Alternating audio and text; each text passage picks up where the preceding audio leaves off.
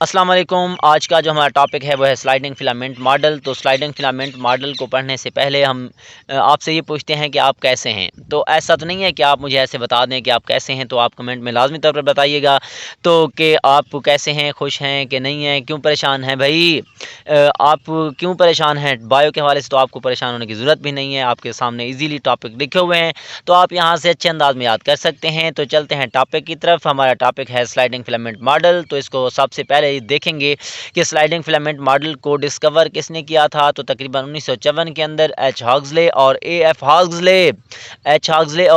हॉग्सले जो थे, उन्होंने क्या किया था, 1954 के अंदर डिस्कवर किया था एक मॉडल को, जिसको हम क्या नाम देते हैं, स्लाइडिंग फिलामेंट मॉडल का नाम देते हैं। और स्लाइडिंग फिलामेंट मॉडल के अंदर हम किस चीज़ को पढ़ेंगे कि मसल्स जो हैं जब वो कंटैक्ट होंगे तो तब किस शक्ल में होंगे, जब रिलैक्स होंगे तब किस शक्ल में होंगे। इन चीज़ों को जो है हमने बड़ी डिटेल के साथ स्टडी करना है। तो सबसे पहले अगर हम बात करें इस मैकेनिज़्म की, तो इस मैकेनिज़्म के मुताबिक, इस मॉडल के मुताबिक कि आपके पास जो स्केलेटल मसल फाइबर के अंदर थिक फिलामेंट और थिन फिलामेंट होती हैं, वो क्या करती हैं, ओवरलैप करती हैं। जब वो ओवरलैप करती हैं तब जो है मसल कंट्रैक्शन स्टार्ट हो जाती है। अब जब मसल कंट्रैक्शन स्टार्ट होती है तब जो है कौन कौन सी चेंजेस आती हैं, उनको हमने बड़े अच्छे अंदाज में देखना है। तो ये सारे के सारे पॉइंट्स मारूजी के हवाले से काफ़ी इंपॉर्टेंट हैं। तो सबसे पहले देखा जाए कि कंट्रैक्शन के दौरान जो एच जोन होता है वो डिसअपियर हो जाता है। यहाँ पे आप देख सकते हैं कि कंट्रैक्शन के दौरान जो एच जोन था, एच जोन जो होता है वो क्या हो जाता है, डिसअपियर हो जाता है। लेकिन इसको पढ़ने से पहले आप एक छोटा सा कंसेप्ट माइंड में रखें।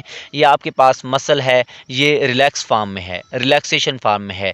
तो इस स्ट्रक्चर में आप देखें, ये एच जोन है, ये यहाँ से लेकर यहाँ तक ये एच जोन है। ये वाली लाइन इसको हम एम लाइन कहते हैं। ये यहाँ से लेकर यहाँ तक जो जगह है इसको हम ए बैंड का नाम देते हैं। ये वाली लाइन जी लाइन है, ये वाली लाइन जो है वो जी लाइन है। और यहाँ से लेकर यहाँ तक जो बैंड है उसको हम आई बैंड कहते हैं। यहाँ से लेकर यहाँ तक जो बैंड है उसको हम आई बैंड कहते हैं। और यहाँ से लेकर यहाँ तक, यहाँ से लेकर यहाँ तक जो ये डिस्टेंस है इसको हम क्या नाम देते हैं, सार्कोमियर का नाम देते हैं। तो ये आपके पास रिलैक्स फॉर्म में था। अब हम कंट्रैक्शन के अंदर देखेंगे कि जब मसल कंट्रैक्ट होगा तब इसमें कौन कौन सी चेंजेस आएंगी। तो सबसे पहले बात करें एच जोन की, तो सबसे पहले आप देख सकते हैं जब मसल कंट्रैक्ट होगा तब एच जोन ख़त्म हो जाएगा। जैसे देख सकते हैं ये कंट्रैक्ट फॉर्म में है, तो यहाँ पे एच जोन आपको नज़र नहीं आ रहा। आई बैंड जो है वो छोटा हो जाता है। यहाँ पे आई बैंड बड़ा था, यहाँ पे आप देख सकते हैं आई बैंड क्या हो जाता है, छोटा हो जाता है। इसी तरह ए बैंड, ये आपके पास ए बैंड था, ए बैंड अनचेंज रहता है, ए बैंड के अंदर कोई भी चेंज नहीं आता। इसी तरह अगर बात करेंगे जी लाइन की, तो जी लाइन जो है, ये जी लाइन है, ये जी लाइन है। जी लाइन आपस में मूव करते करते ऐसे क्लोज होती चली जाती हैं, किसकी तरफ, सार्कोमियर की तरफ। तो इसी वजह से हम कहते हैं कि जी लाइन क्या करेंगी, सार्कोमियर की तरफ मूव करेंगी। अब सार्कोमियर जो है वो यहाँ पे आप देख सकते हैं, सार्कोमियर पहले बड़ा था, अब यहाँ पे क्या हो जाता है, शॉर्ट हो जाता है। तो जब ये सारे की सारी चीज़ें हो जाती हैं, सारे का सारा काम हो जाता है, तब मसल जो रिलैक्स फॉर्म में था वो क्या होगा, कंट्रैक्ट हो जाएगा।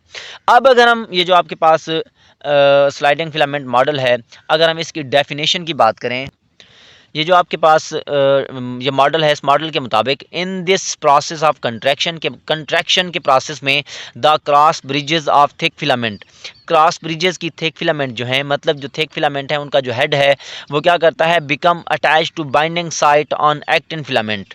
कि जो आपके पास थिक फिलामेंट का क्रॉस ब्रिज है, जो थिक फिलामेंट का हेड है वो अटैच हो जाता है एक्टिन फिलामेंट की बाइंडिंग साइट के साथ। तब जब वो अटैच हो जाता है उसके बाद जो है द क्रॉस ब्रिज कंट्रैक्ट, जो क्रॉस ब्रिज है, जो हेड है वो कंट्रैक्ट करता है टू पुल, ताकि स्लाइड किया जाए, ताकि पुल किया जाए किस चीज़ को, एक्टिन फिलामेंट को, ताकि एक्टिन फिलामेंट को स्लाइड किया जाए, पुल किया जाए towards the centre of sarcomere, किस चीज़ की तरफ, सार्कोमियर के सेंटर की तरफ, ताकि मसल्स कंट्रैक्शन जो है स्टार्ट हो जाए। ये आपके पास डेफिनेशन है किस चीज़ की, स्लाइडिंग फिलामेंट मॉडल की। तो इसके बाद अगर हम देखें, अब हम ये देखेंगे कि वो जो क्रॉस ब्रिजेस थी, जो हेड था उस वो जो है उसको कंट्रोल कैसे किया जाएगा। तो दो तीन पॉइंट हैं, आपने बड़े अच्छे अंदाज में इनको सुनना है, इंतहाई इंपॉर्टेंट पॉइंट हैं, ये आप अच्छे अंदाज में समझते जाओगे। तो सबसे पहले रेस्ट की बात करें, जब मसल रेस्ट में होगा, जब रेस्ट कंडीशन में है, तब जो बाइंडिंग साइट है एक्टिन फिलामेंट की वो क्या करती है, उसको ब्लॉक कर दिया जाता है बाय चेन, एक चेन की मदद से, जिसका नाम क्या है, ट्रोपोमायोसिन चेन है। इंतहाई इंपॉर्टेंट मारूजी कि रेस्ट की हालत में जो एक्टिन फिलामेंट है उसके ऊपर जो बाइंडिंग साइट होती है उसको कौन सी चीज़ ब्लॉक करती है, कौन सी चीज़ ब्लॉक करती है, तो आप माइंड में रखेंगे कौन सी चीज़ ब्लॉक करती है, एक चेन जिसको हम क्या नाम देते हैं, ट्रोपोमायोसिन चेन का नाम देते हैं। ये आपके पास रेस्ट फॉर्म में था। अब जब मसल कंट्रैक्ट करेगा तब जो है क्रॉस ब्रिजेस को कैसे कंट्रोल किया जाएगा, इंतहाई इंपॉर्टेंट पॉइंट्स। तो सबसे पहले आप माइंड में रखें कि जब नर्व इम्पल्स पहुंचती है एक जंक्शन के पास, जिस जंक्शन को हम क्या नाम देते हैं, न्यूरोमस्कुलर जंक्शन का नाम देते हैं, और वो जो न्यूरोमस्कुलर जंक्शन है वो किस चीज़ से मिलकर बना होता है, मोटर न्यूरॉन्स के जो है गुच्छे से, जिसको हम क्या नाम देते हैं, मोटर यूनिट का नाम देते हैं।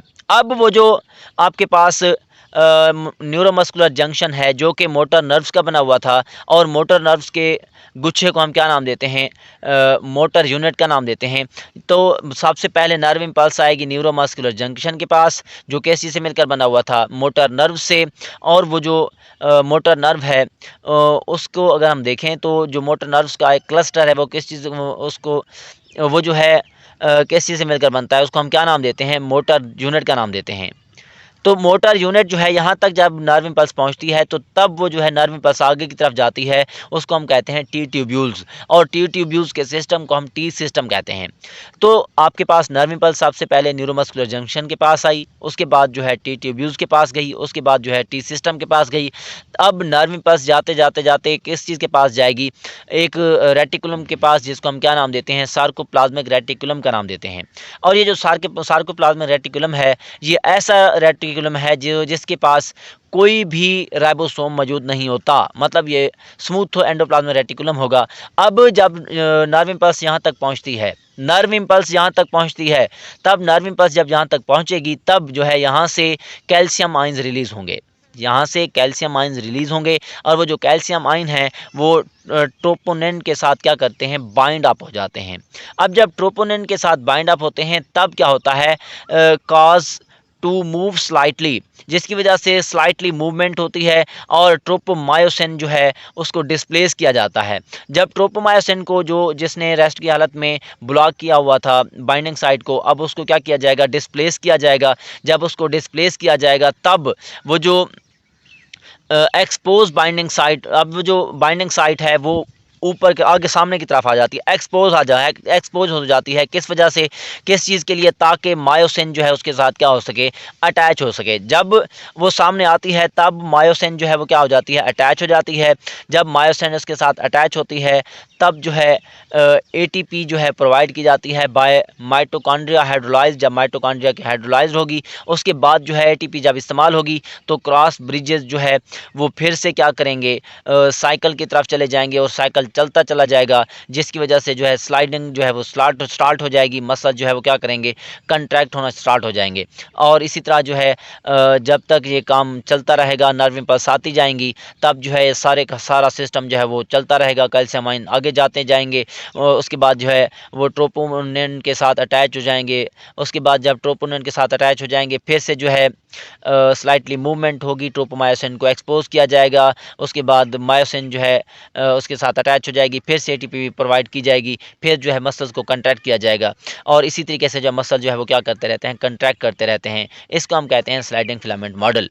अब यहाँ पे जो सबसे इंपॉर्टेंट बात याद करने वाली है वो मारूजी में भी आता है, शॉर्ट क्वेश्चन में भी आता है कि ऑल और नन रेस्पॉन्स किसे कहते हैं। तो माइंड में रखेंगे, by arrival of nerve impulse, जब नर्व इम्पल्स पहुंचती है, तो जब नर्व इम्पल्स पहुंचती है तब वो जो सेल होता है, सेल के तमाम फाइबर कंट्रैक्ट करते हैं एक ही वक्त में, एक ही जगह पर जो है। जब वो कंट्रैक्ट करेंगे तब हम उसको क्या नाम देते हैं, ऑल और नन रेस्पॉन्स का नाम देते हैं। ये आपके पास आसान और सिंपल सा टॉपिक था जिसको हमने स्लाइडिंग फिलामेंट का नाम दिया हुआ है। तो इंशाल्लाह आप लोग इसको याद करते जाएं और नेक्स्ट वीडियोस भी आपको मिलती जाएंगी। तो आप लोग टॉपिक का नाम लिखें, यूसुफ बायोलॉजी लेक्चर्स लिखें, इंशाल्लाह टॉपिक आपके सामने होगा। तो दुआ में याद रखिएगा। नेक्स्ट वीडियो में मिलते हैं। अल्लाह हाफिज़।